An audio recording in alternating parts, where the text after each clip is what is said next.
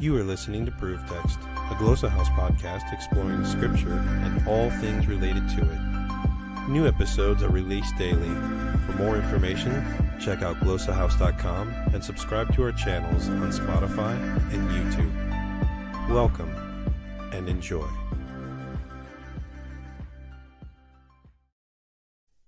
Hello, and welcome to another edition of Proselytize or Apostatize. I'm your host, David Russell, along with my co-host, David Paulman. What's up, David? How's it going? Good to see you again, Russell. Yeah, nice to see you, man. How are you holding up there? Well, apparently there was murder in my neighborhood today, so that was exciting. But yeah, other than that, everything seems to be, I wouldn't say good because we're on lockdown, but about as good as it can be in a state overrun with coronavirus. So yeah. I mean, if nobody knows, I'm sure most of our viewers do, but David's in New York, where it was front and center. So you had some fun today, David. You went on Skeptics and Seekers today. Yes, debated intelligent design with David Johnson. I don't know what it is, but it's really frustrating to debate with him. I mean, I like him, but he's frustrating to debate with. He's a great guy, and for those that don't watch, Skeptics and Seekers is another podcast that we've been a part of, and David Johnson's the host over there. So if you want some good conversations, go check him out. His podcasts run a little bit longer than ours, but today we have a very cool debate. It's kind of like intelligent design, but it's the teleological argument, the argument from design. And we've got two special guests with us. We have Mike Child. Say hi, Mike. Childs with an S, but Childs with an all S. good. Yes. Why don't you introduce yourself, Mike? All right. Yep, Mike Childs. I'm originally from Chicago. I'm currently living in Indiana against my will, and I basically I run a tiny Facebook chat room called Theological Crossroads. That we got about 1,200 people in there, but it's still pretty small. But we try to keep things civil and try to keep the animosity out. We don't take kindly to people just coming in and yelling beef at you know what I'm saying. I don't have the gate aggressive kind of stuff. That kind of stuff just rubs me the wrong way. But things still get heated, of course. But we try and make sure that things don't get too out of hand. Yeah, that's what we try to do here. We try to really just be chill and just have good conversations here as well. Our next guest is Travis Lee. Introduce yourself, Travis. Okay, so I'm Travis. I've been a Christian for almost 10 years. I'm a former atheist. In fact, I grew up secular, but upon really getting into this stuff and looking at the evidence, I eventually became convinced that Christianity is true and that God exists. And I'm here in Dallas, Texas. I'm not really involved in YouTube so much as I do outreach ministry to the homeless. Of course, that's kind of been shut down quite a bit recently. But other than that, I'm defending Christian idealism. Awesome. Well, have you felt the heat wave of Copeland's heat wave, God's heat wave, his wind? Have you felt it yet? Yeah, I'll blow the wind of God. There you go. Right. My head, I can't get that song out of my head. Right? Yeah. It's pretty catchy. But tonight, guys, we're gonna. Go ahead, Mike. If I could just add real quick, just because Travis mentioned it, I actually was a former Roman Catholic. I was raised most of my life as a Roman Catholic, and I was actually this close to going to seminary at one point in my life. But I ended up studying. My study was actually very close to Matt Dillahunty, except I was a Catholic instead of a Baptist, and it was actually my studies of the Bible, preparing to do that led to my becoming an atheist. So it was very interesting when I saw the Dillahunty story, and was very similar in that regard. So just thought I'd add that. I don't know why I left that out. Yeah. Well, no, it's cool. Sometimes former atheists make the best theists, and former theists make the best atheists. It's true sometimes. Yeah, well, it's great that we found you, Mike. I'm glad you responded to my plea for another atheist guest. We have a group that usually comes on, and I'm trying to diversify a little bit and trying to get other perspectives as well instead of having the same guys on. And David usually usually picks up a theist here and there like Travis and brings them on, but we do have some returning guests on the show. And I'm really excited tonight because I love the teleological argument, and I love to hear the perspectives of each person. So we're going to give our opening statement with 12 minutes, and up first will be Travis. Travis, you are on. I will start the timer whenever you speak your first word, sir. Okay, thanks. And, I appreciate coming on. And so, again, it's important to make one thing clear about what the fine-tuning argument is not. It is not that the universe is perfect, or even that God created the universe for our personal comfort. It's like we're his pets or something along that line. But rather, we're here to exist for a short amount of time to fulfill certain purposes, similar to a sort of a soul-building free will theodicy. Okay, so to begin, I'm going to be defending quantum idealism. So according to studies in information theory, specifically pan-computationalism, shows that the universe at its most fundamental level functions remarkably similar to what we're studying in computer science. And everything that goes on in it can be explained in terms of information processing. In fact, every process in the universe can be reduced to interactions between subatomic particles that produce binary answers. Yes or no, here or there, up or down. This would mean that nature at its most fundamental level is the flipping of binary digits that run a specific program. Then I would take this, as well as studies in quantum cognition, which show that information processing in entangled states is the product of a mind, and form this argument. Information processing is the product of mind. The universe is governed according to information processing. Therefore, the universe is governed according to a mind who we call God. Then, from a classical point of reference, I'm predominantly going to be defending this argument from a scientific point of view. Okay, so to kind of go through the data, at about 10 to the minus 35 seconds after the Big Bang, we see the fundamental force breaks into the four fundamental forces of nature, which are electromagnetism, gravity, and the strong and weak nuclear forces. Now, for life to be possible, more than 40 different elements must be able to bond together to form molecules. Molecular bonding depends on the strength of electromagnetism and the ratio of the electron mass to the proton mass.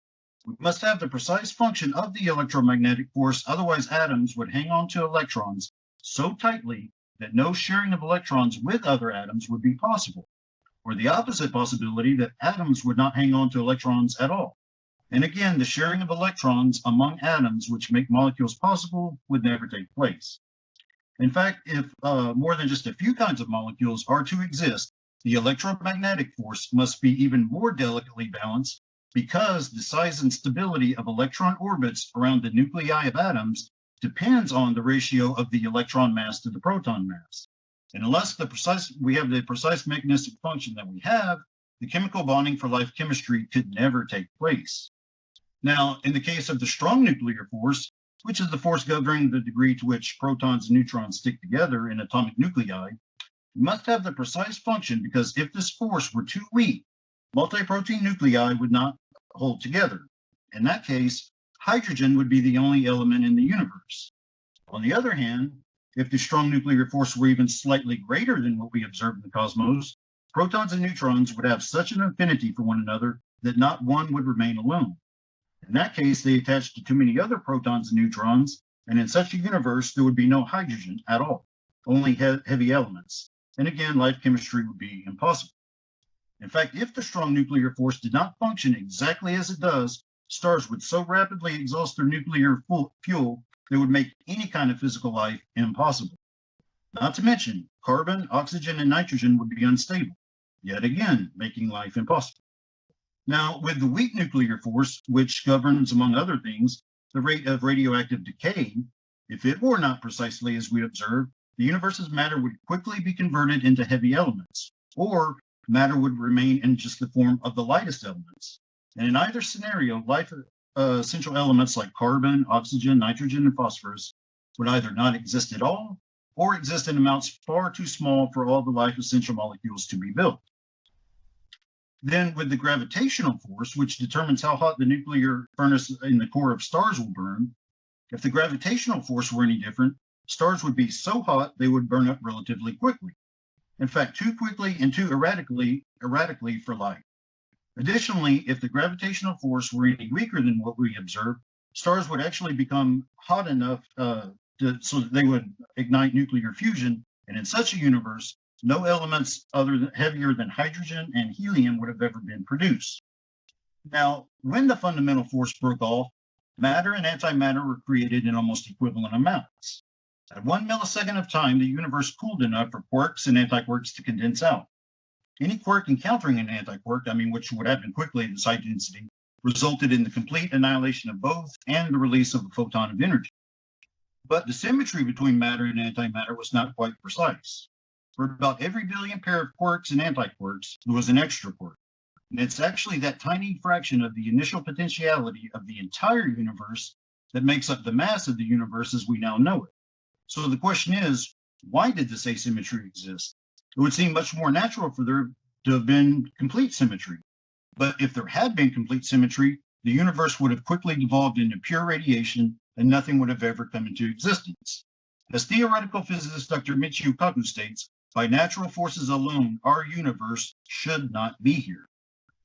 Then further contingent upon this, some other factors in the evolution of the universe that must be precise in order for us to be here include the correlation of the electromagnetic force constant to the gravitational force constant, the ratio of protons to electrons, the velocity of light, the entropy level, the mass density of the universe, the average distance between stars, and of course, one of the most precise at 1 and 10 to the power of 120 is the cosmological constant or dark energy.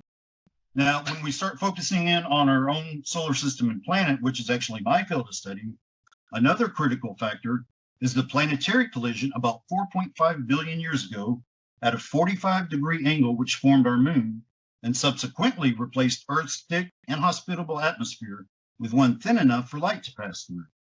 The new atmosphere had the just right precision to allow life's existence.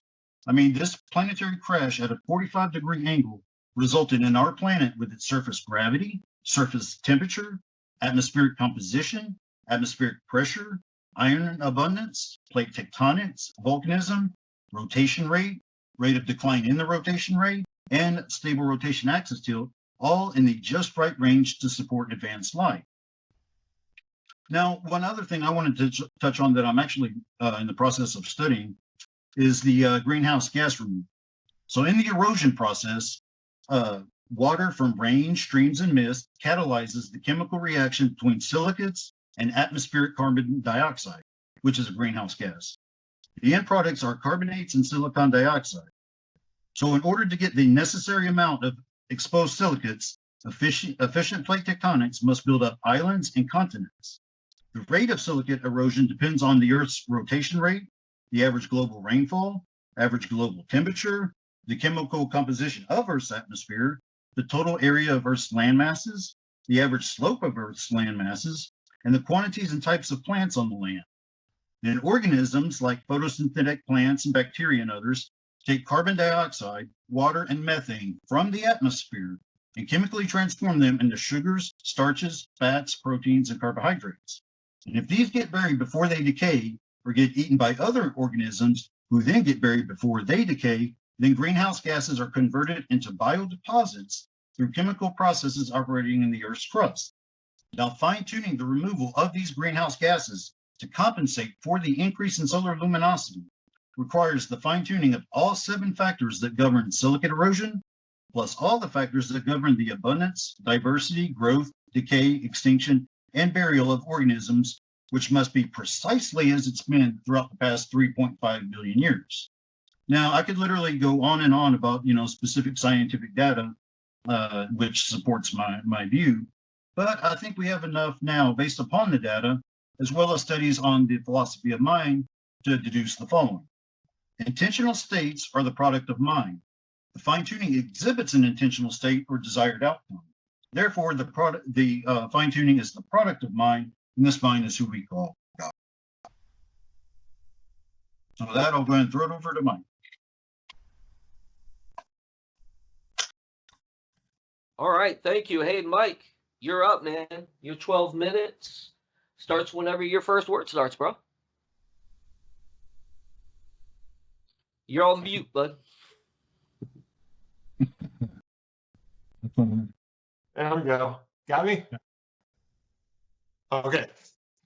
All right. So it's important to, I think, begin by understanding what my job is here. As the non-believer, I'm not the one claiming either that God exists or God doesn't exist. And I want to make it clear that my position is not that God doesn't exist. It's never been my claim, and I'm not claiming it now. we're here to discuss this particular argument. And so it's my job to basically try and help people to understand whether or not the argument is sound. And that is kind of where my, I hesitate to call it my expertise, but it's my stronger suit is dealing with logic on its own merits. And in this particular instance, this argument, it takes many forms. I mean, if you start with Aquinas and work your way up from Paley's argument and a number of others, but it more or less takes roughly the same form, which is arguing from design. We look at the universe and we see design, and therefore it must be a designer, which from the most simplest way of looking at it sounds great, but when we look at it a little deeper and try and really examine the way we look at it, it kind of starts to fall apart. And then to ultimately come to the conclusion that a supernatural cause was what made it so is even a bigger problem. That ultimately is what the apologist in this case has to be able to argue. He has to be able to look at this and posit not only that a supernatural cause is possible, which we don't even know is the fact of the matter, but then that it did actually do these things. So that's ultimately the biggest question, because ultimately at the expense of the argument, all it comes down to, and then the designer is God. And then we say, well, what is God? And the person has to define God. And we ultimately always come to, I'm saying ultimately a lot. we come to the fact that the belief is in this supernatural being that they have given the moniker of God. So that is case number one. And then ultimately we we can take pieces of that argument and break them down, and it comes to things like fine-tuning and what I'm going to peek at my notes here for a second. They talk about fine-tuning. They talk about the odds of things coming into existence, and we can basically work around those things, and it kind of doesn't matter what the odds were, but we still have to say, how did you come to decide that the odds were in the favor of your preferred explanation versus anything else? And I think that can be argued to a point where it doesn't really matter, because ultimately what turns out to be the case is that we don't have enough information to even calculate the odds. For example, if you were to roll a dice and all you knew is that you rolled a 1, and the person you're speaking to said, I rolled a 1, what are the odds of that happening? Someone might assume a 1 in 6 odds of that being the case, but we don't know how many sided die we were working with. It could have been a 6-sided die, 12-sided die, 20-sided die. It could be a die that has multiple 1s on it, things like that. So we don't have all the information with which to calculate those odds. This kind of argument runs into those kinds of assumptions over and over again. And when we talk about the Earth being fine-tuned, what would lead one to believe that? I'll grant all day long that the universe is certainly complex in appearance and operation, at least complex to our feeble human minds, but we are understanding more and more with each passing day. But the simple reality is that despite the inevitable insistence from the opposition, complexity is not a hallmark of design.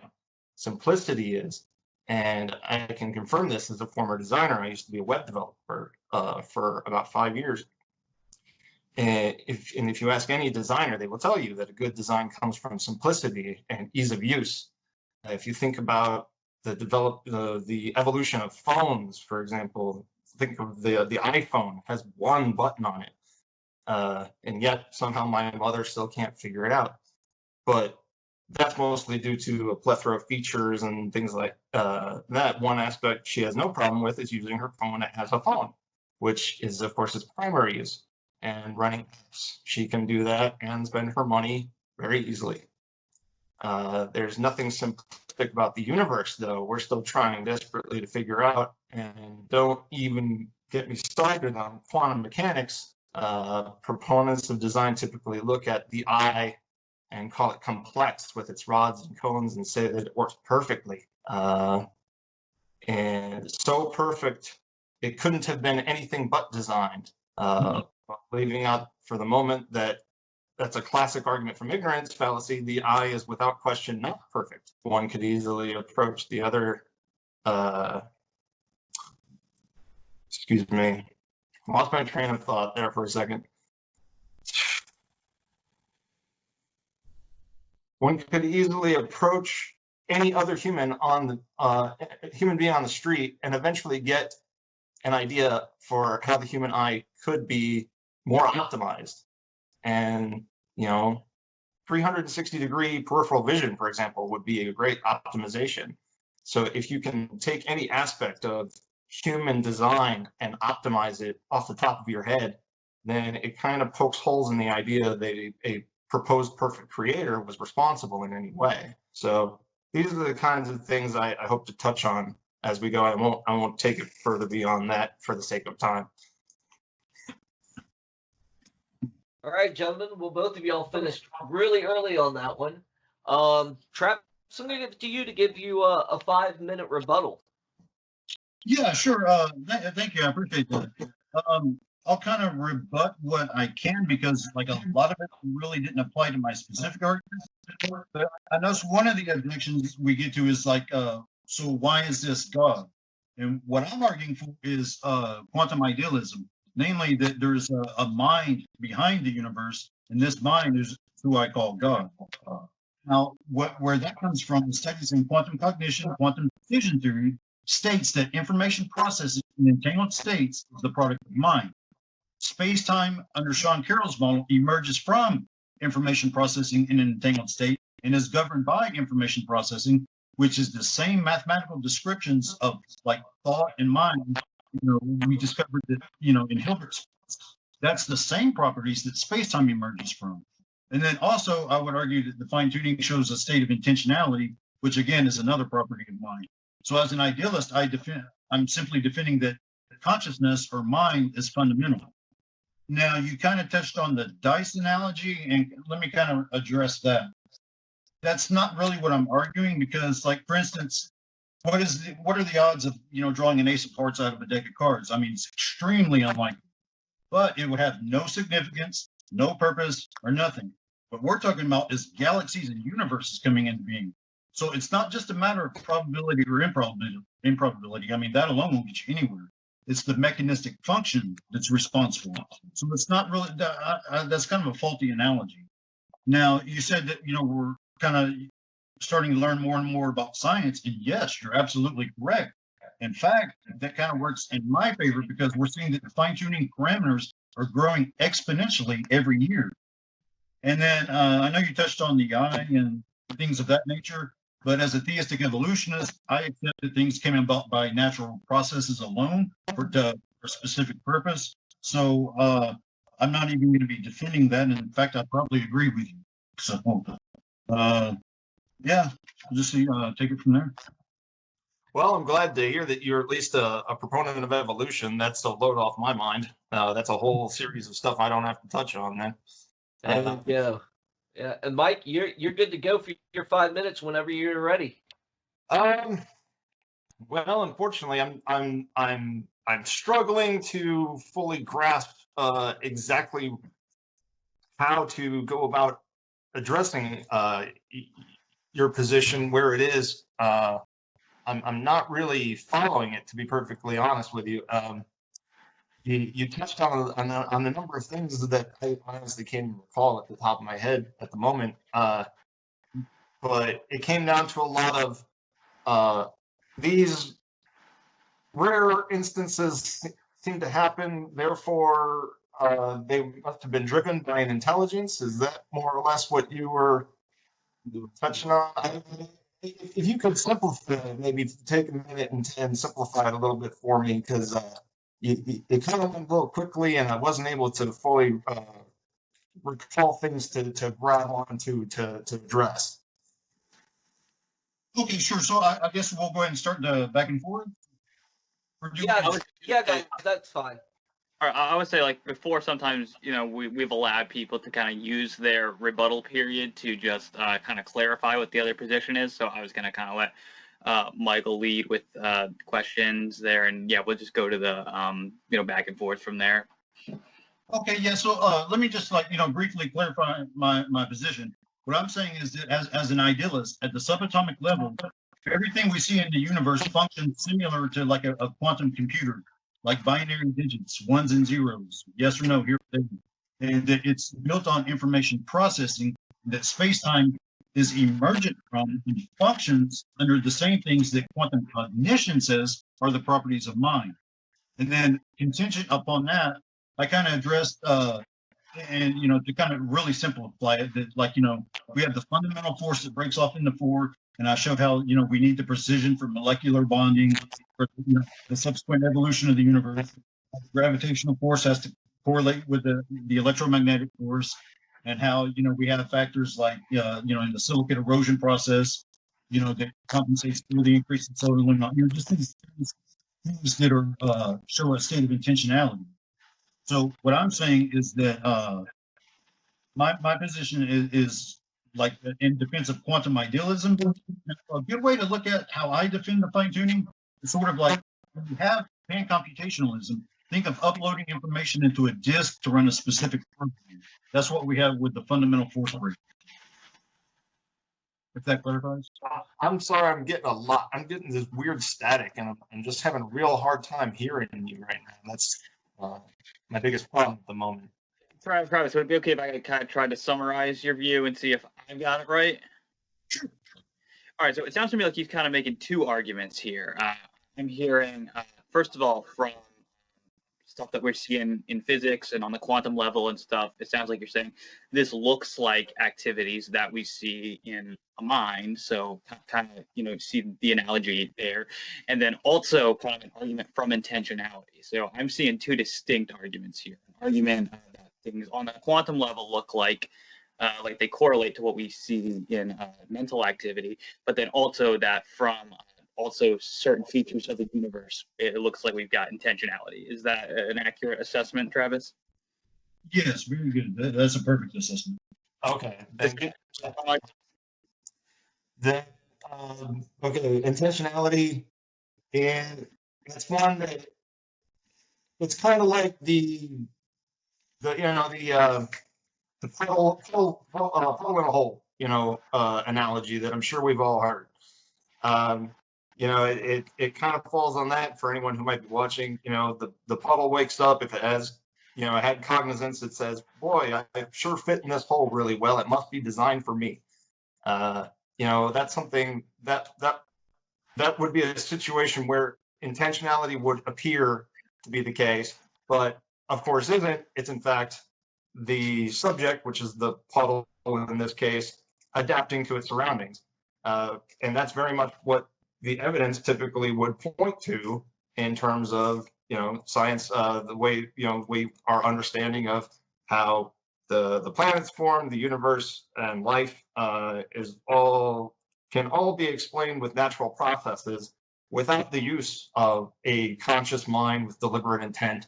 And that cannot be demonstrated to fulfill the requirements of a sound logical argument. Okay, so you're basically appealing to the puddle analogy, to which I would apply the firing squad analogy, which I think answers that very well. And to kind of lay that out, that's like, say, someone's condemned to death by firing squad. So they're blindfolded. and they have 20, armed marksmen who all fire the shots. And then, the guy realizes he's not hit. So he takes his blindfold off and he says, well, of course I wasn't hit. Otherwise, I wouldn't be here. So that does nothing to explain why things are the way they are. In fact, it's simply an appeal to remain in ignorance about it, kind of shrug our shoulders. So that doesn't answer anything at all. And in fact, that objection is not even taken seriously in academia. That's sort of like a lay level objection that just does not really work. Well, I wouldn't call it shrugging of the shoulders or even an appeal to complacency. It's more or less just the fact that we don't know. And the evidence points to one thing, but the fact remains is we still don't know. And the reasonable position is to remain in a state of we don't know and not fill it with all of there's frankly an infinite number of possibilities. When we're talking about designer can mean so many things. And if you don't subscribe to a supernatural cause, then designer could be any number of things, including the possibility of a supernatural cause, but it could be anything from alien life to some other really powerful being, but isn't necessarily God or form of God. There's just an infinite number.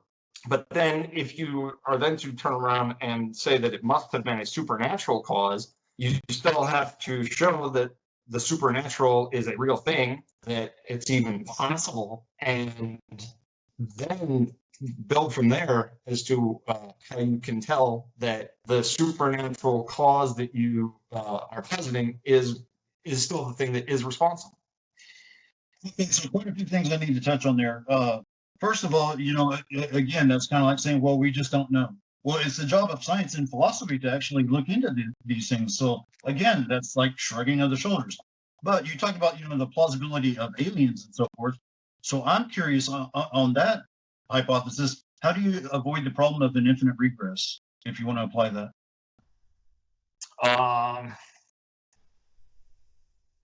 Because those aliens would need aliens that create. It just goes on and on.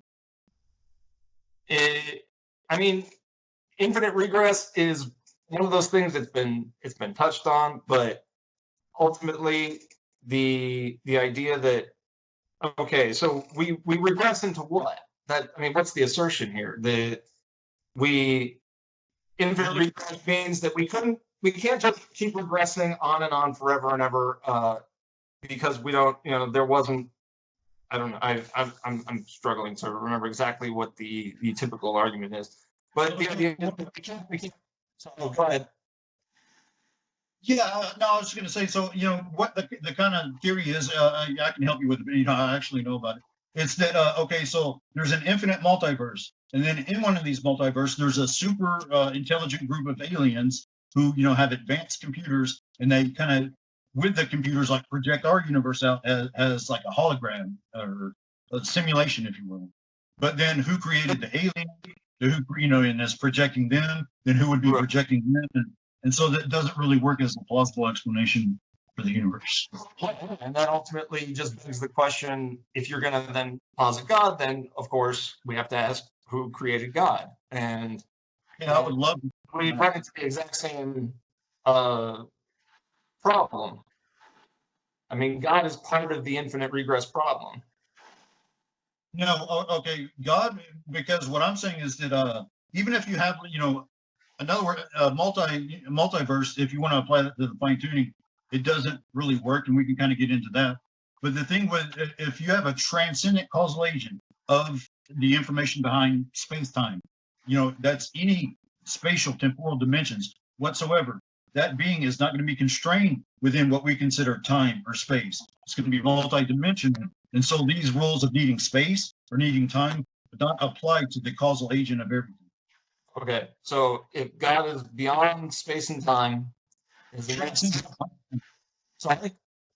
transcendent, which would be both beyond, or he would transcend it and interpenetrate it simultaneously. I'm not sure that that's even possible, but if we're talking about a being that is timeless, then what can we say about a being that has existed for 0 seconds and is nowhere. The problem with doing that is you're ascribing our laws of physics to a being who would transcend the universe with its 10 plus dimensions, because time is linear and it's something we have to go through. But the causal agent that created time is obviously not going to be bound within time itself. So that, that wouldn't even apply. Well, that's an assertion. I mean, we don't know that that's necessarily true. No, actually, it's not. Because we can, through string theory, there's about 10 dimensions in our own universe. And if our universe, the causal agent of our universe, would necessarily transcend the 10 plus dimensions, and we only exist in 4, length, width, height, and time. So yeah, it would be a necessary component of the causal agent. Well, unfortunately, you're touching on a subject I know nothing about. I'm absolutely completely ignorant to what string theory has to say. But And gentlemen, I was going to say also that, and I don't want to touch on my browser, that's kind of getting into like cosmological sort of arguments there as well. If it's all right with you, let's try to take it back to the, design. Is there evidence for kind of intelligent agency in here, and not really first cause? Yeah, I also got a question here, and I think Mike brings up a good point here. Is that why God? Why why does it have to be God? Why does this designer have to be God? Why can't it be something natural that comes into being? And that's kind of like because you're like, he's necessary, and he's in these 10 dimensions, but I don't see where we've ever penetrated past this dimension to be able to assert that. And I think that's what he means by assertion. Am I right, Mike? yes. Okay, so going back to that, and yeah, that's a good point. But what I was trying to say, and this kind of does get back in the cosmology a little bit, is that when let's just say the 4 dimensions that we exist in, the causal agent would necessarily transcend those dimensions because he created them. Now, going back to why God, what I'm saying is that the universe is emergent from and is governed by the same properties we describe of mind. So what I'm saying is that the universe emerged from and is contingent upon what we consider mind, consciousness. Okay. So Travis, if I'm just hearing you correctly, you're saying you're making an inference here. And so then I would bust that back to Mike and say, well, Mike, why is it unreasonable to make an inference to this mind, this supernatural mind or being? Why is that a problem?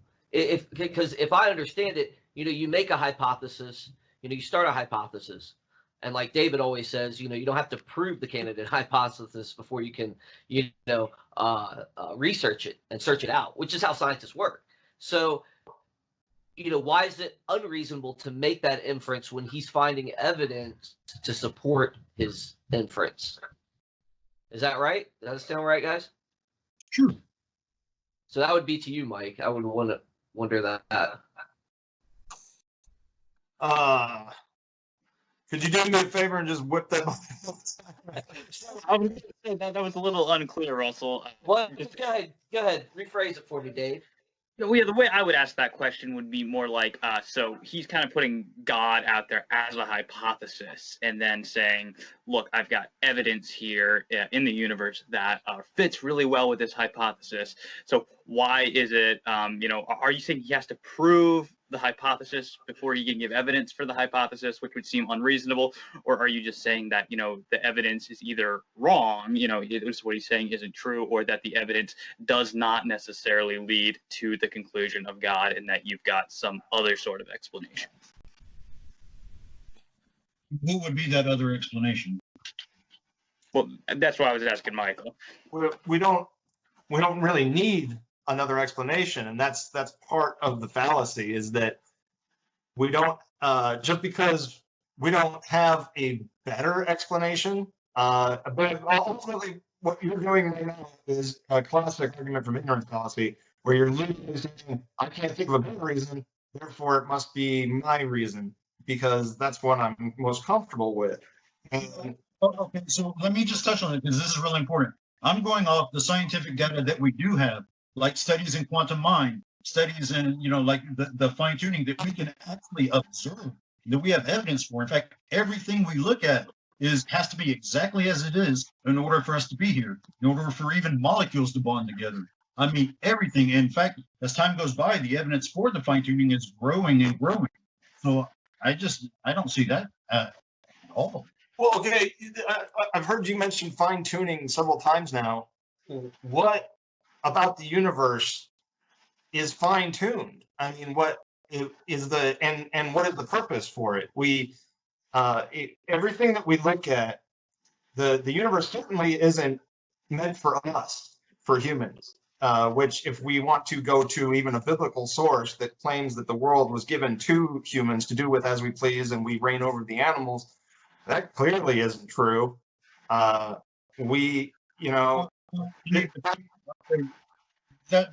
really not what I'm saying. Is that, like I said in the opening, I'm not saying that God made this universe for our personal comfort, like we're his pets. Like, quite the contrary. I don't believe that. I'm saying that, we're here to serve a purpose. We're here like for a short amount of time. In fact, I would say that the fine tuning grows exponentially as you go to like what's needed for bacteria, to what's needed for plants and animals, to what's needed for humans, then what's needed for humans to say launch global civilization and technology. And the fine tuning grow with each one. And I'm saying that, to me, and then also with everything in the universe pointing in the same direction, that shows a clear state of intentionality, which we know is the product of mind. So I think these are reasonable inferences, and I really haven't heard a very good objection to them. I think what the evidence shows is that complexity is certainly growing, but not tuning. And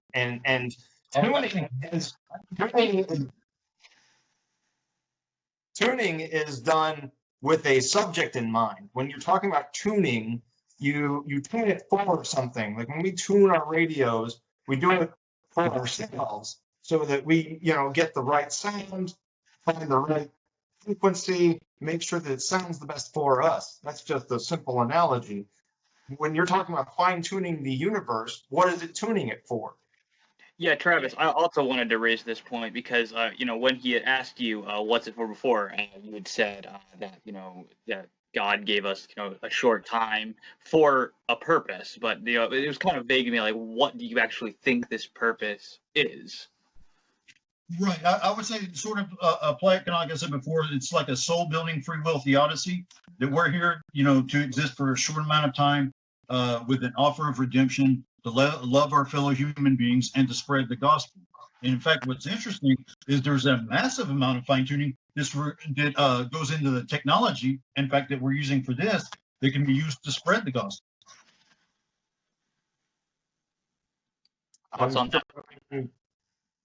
I'm struggling to understand how that answered the question. Maybe you could repeat the question, Travis. I think David. Yeah, well, what it sounded like to me is that Travis's answer was basically, kind of traditional. Forgive me, Travis, you might take offense at this, but it sounded like he basically gave a traditional Arminian, explanation for why we exist. That we're here to love God, to spread the gospel, and to love our fellow man. Was that a satisfactory answer to you, Michael, or were you looking for something a little different? Well, I mean, I can certainly appreciate that that's his position. Ultimately, we slipped into an area where we're just asserting things that we believe that he believes because that's what his religion teaches. It really wasn't relevant to the discussion of the teleological argument or what we were discussing in this case, where I asked what was the purpose of tuning, like what is, if the universe is being tuned, who is it being tuned for? It's life. Like I said, okay, so we can actually take that out. That's that's my view of and what I was just saying is that more fine tuning is required for that than for us to just simply be here. But to I guess give as far as just the teleology alone, the answer would be advanced life like ourselves, because the fine tuning grows for what is needed for bacteria, to plants and animals, to human beings. So we require the most amount of fine tuning in the universe is for us to be here. Well, okay, so what then I'm hearing you asserting that it's being okay. So you put that at the forefront. It's not an assertion. Like the fine tuning parameters go up, they increase. Like more fine tuning is needed for advanced life than say is needed for rocks, than that's needed for bacteria and for plants and so forth. Okay, so we humans would show us an intentional state. because Because of the advanced life that you. Why don't we let Mike respond, because he was in the middle of saying something there. I wanted to catch that. I was just going to ask, real quick, humans are the advanced life you were referring to then? yes, So the universe is being fine-tuned for our benefit. for advanced life, because you cannot have any parameter that we have in the universe, and that's like what I showed with the fundamental the fundamental forces breaking off, the precision that's required in them, the precision that's required in the evolution of the universe, the precision that's required for our solar system, for our planet, for the planetary collision which formed our moon. That's all this fine tuning is pointing towards for the same thing, and that's for advanced life to be here on planet Earth. In fact, like I said, and like we have to have there's about 100 billion trillion stars, and we even have to have that amount of stars, no more, no less, for the chemistry to be possible for us to be here. Give him a chance to respond on that, Travis. That's that last thing is a little bit suspect, but I want to touch on this idea that, okay, so humans are the subjects by which the universe is being fine-tuned. I think that can be dismissed as an assertion for the following reason. If we look at even just our planet, let's be generous and say 98% of the planet that we live on, that was supposedly given to us, that is being fine-tuned for us, is fatal to human life. We can't go wherever we want to on this planet. Human life can only go about 30,000 feet up, 35,000 maybe. If you were to summit Mount Everest, you can only spend about 2 to 5 minutes on the summit, because your body is literally beginning to shut down as you stand there. You have to leave as soon as you get there. You get 2 minutes to appreciate the view, and then you got to go. Otherwise, you're not going to survive, simply because the atmosphere is not sustainable for anybody to be up there.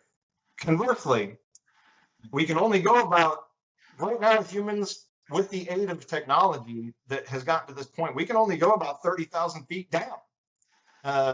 The average ocean depth is about a little over 2 miles deep, but when you talk about the I might be saying this wrong, Marianas Trench is much deeper. The deepest anyone has ever gone is about 7 miles. It's about 35,000 feet. You can't do it without extremely modern technology that would just simply prevent you from being crushed at that depth. That is not a, that's a very small amount of space when you consider that the crust is about 35 miles deep, and then the center of the Earth is about 4,000 miles. Yeah, 4,000 miles down. We have 7 miles of access with the aid of technology. Every other place we could possibly go is detrimental to our health. So it very much flies in the face that any aspect of this world, let alone the universe, is meant for our presence. Okay, great. I'm glad you brought this up, and I want to be as charitable as I can. It kind of shows a lack of understanding of a lot of the earth science, because here's the thing: if we didn't have the atmospheric, conditions that we have in like the troposphere and so forth, then we don't have life. If we don't have the ocean depths that we have have life.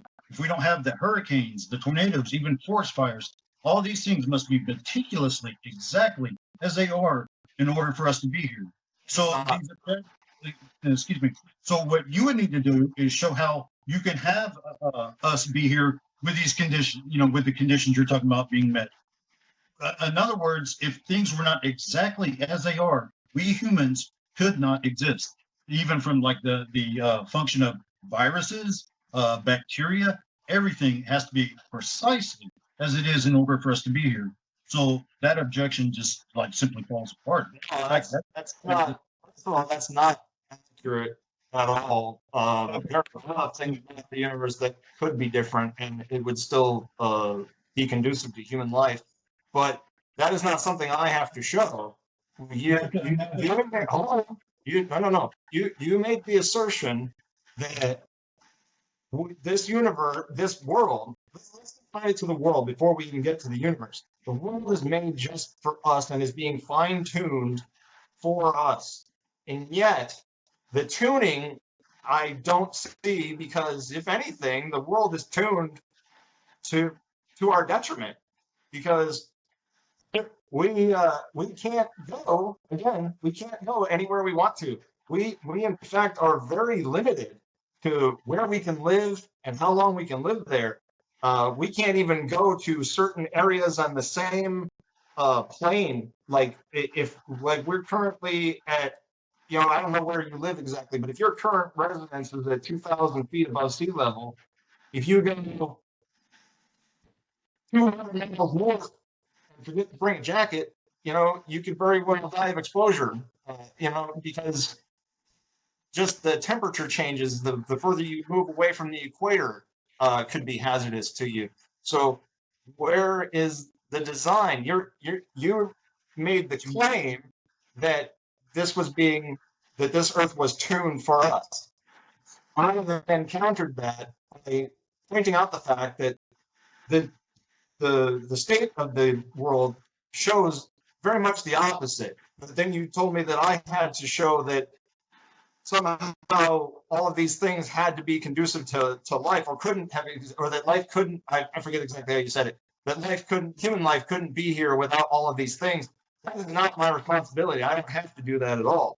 The point was to counter what you said about how this universe, this planet was made just for us.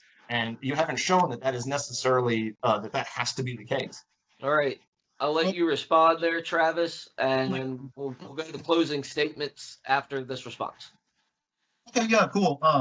And I appreciate the conversation. It's interesting, but what we really need to realize is that, I totally understand what your objection is. It's like, well, why can't we, just exist, and go way up on the mountains and not have any problems, and like, why can't we have more liberties, and like, why are certain things fatal to us? And that kind of goes back to what I said before, that, it's tuned in such a way that we're here for a short amount of time. Now, what I'm saying is that everything on the earth, as far as like, the temperature, the hurricanes, the volcanism, the plate tectonics, the greenhouse gas removals that compensate for the increase in solar luminosity, all these factors, and even the things that you object to, must be exactly as they are in order for us to be here. Now, you said that was not true, but you would need to show scientifically, and I guarantee you can't. I studied this, that what could be different in order that you object to any different, that you still be here under these laws of physics. In other words, we're shifting the burden here. Well, no, not really, because what I'm saying is that everything has to be precisely as it is, like everything from the microscopic to the macro has to be precisely as it is in order for us to be here and even like having this conversation. It has to be like this. Even if we assume, even if I granted that to you. Like philosophical in but I'm saying scientifically, all these factors have to be precise or we're not here. I'm sorry, like object to it philosophically, but I mean that's not even what I'm arguing. I heard you there, Travis. Mike, we'll give you the last response here, and then we'll go into closings. Okay. I'm getting this real bad static again. I don't know who's it is. Yeah, I'm hearing it on your side right now. I'm not. On whose side? My side? I'm hearing it through the mics. Everybody, mute your mic.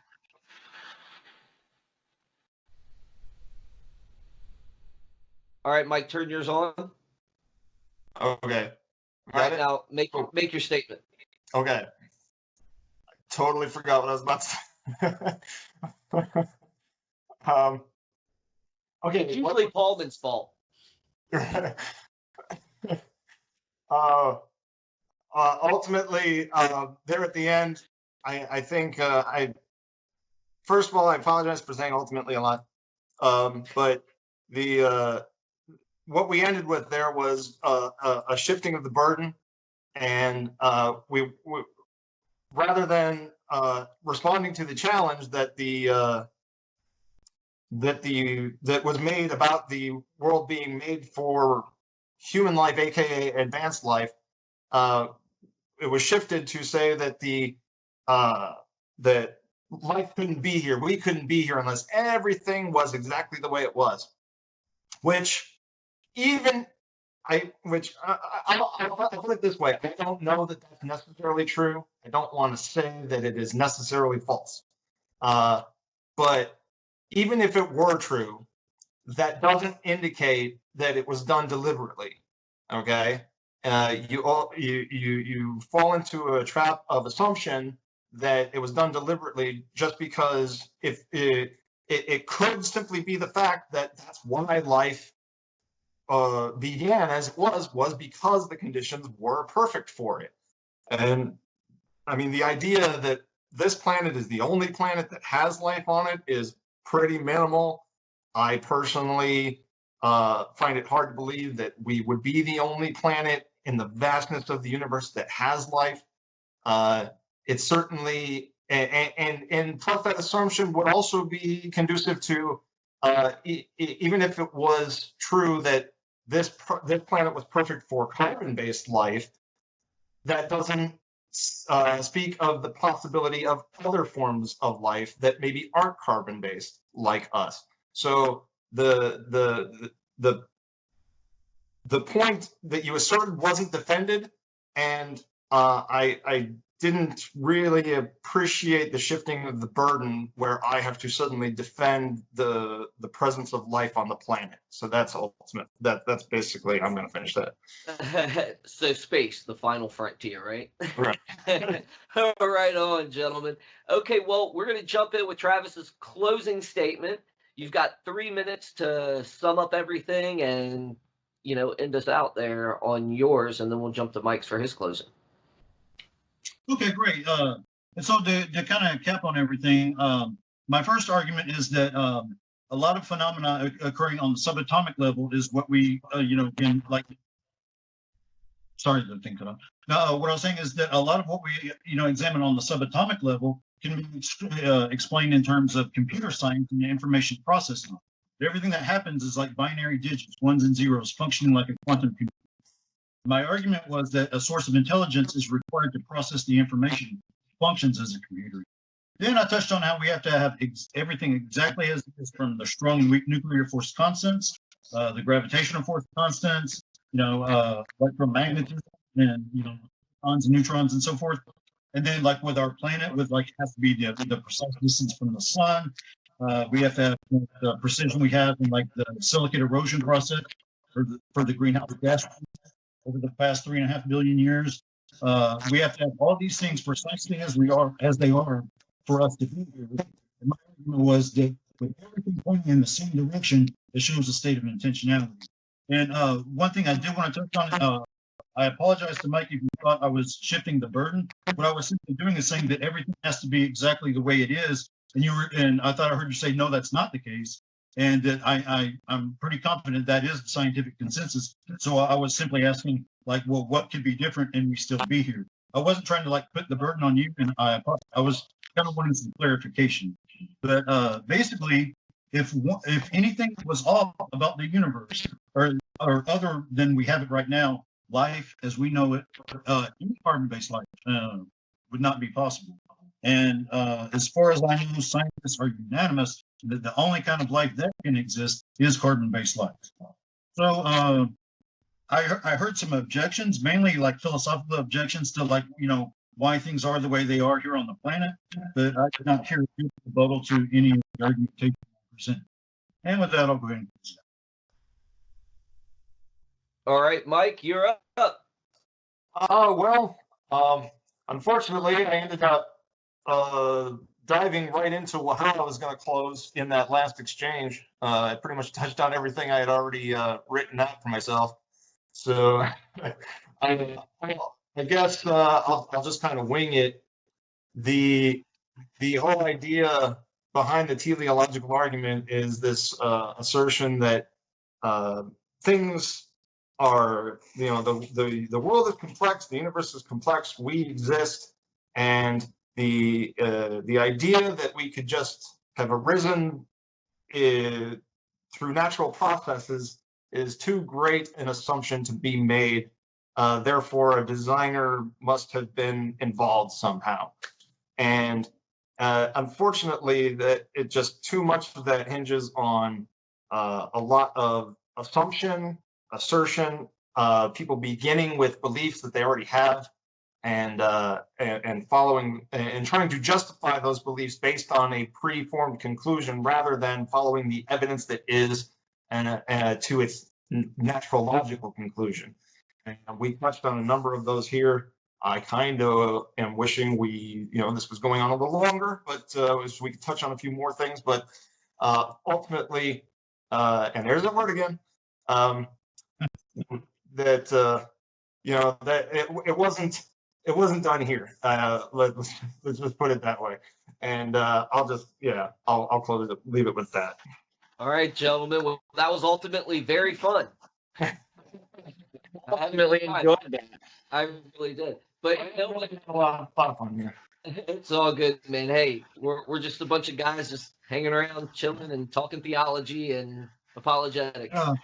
So we appreciate both of you guys coming on to the show. And like I said, I always keep an open door. So maybe you guys can come back on in the future. Maybe we'll do this argument again. Teleology. Well, I can't even say it either. See, not the only one with ultimate problems here.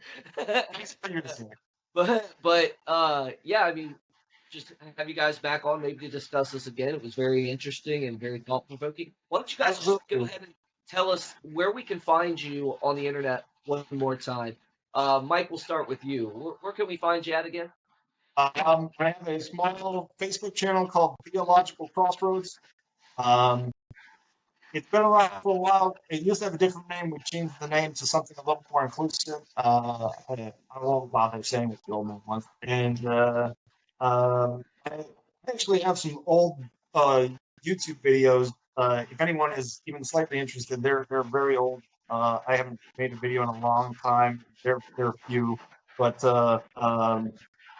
what is my YouTube channel name? I totally just blanked on my own YouTube channel name. I think it's like Big Daddy 1978. That's what it is, which is an old nickname from college. Don't blame me. I didn't give it to myself. Right on. So Theological Crossroads on Facebook and your YouTube channel at Big Daddy 1978, and we'll put that in. If I can find it, I'll put that in the description. Yeah. It's just totally blind. I'm an idiot. It's the Daddies. That's what it was. It's the Daddies. That's my YouTube channel. Again, nicknames given to me by friends. I didn't choose it, so yes. Well, again, thanks, Mike, for being here. We greatly appreciate it, and glad we had some fun doing this. Travis, how about you tell us where we can find you? I'm on Facebook a lot. Travis Worth. I'm real familiar with this guy right here, David Paulman. I've known him for quite a while, coming on a year almost. Yeah. But Travis Worth on Facebook. Awesome. Well, with that, gentlemen, we're going to close the show. David, close us out, man. All right. And by the way, Mike, don't sign off right away as soon as the show's over, because I do have to ask you one thing. But yeah, thanks everyone for tuning in. What's the next up on the docket? Are we doing the biological design argument, or are we going to moral argument after this? We could do either. I'll right. open it open. All right, we got another great debate coming up at some point in the future, so definitely tune in for that, and catch you all later. Sounds good. All right. Y'all take care. Yep. Have a good one.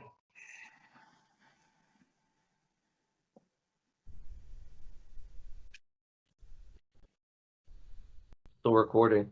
I noticed. Oh, I keep getting the wrong thing. It keeps asking you.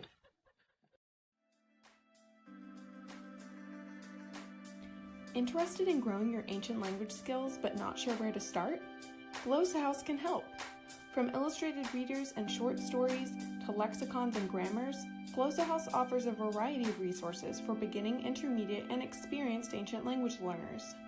Head to glossahouse.com today. Glossa House, language resources for the global community.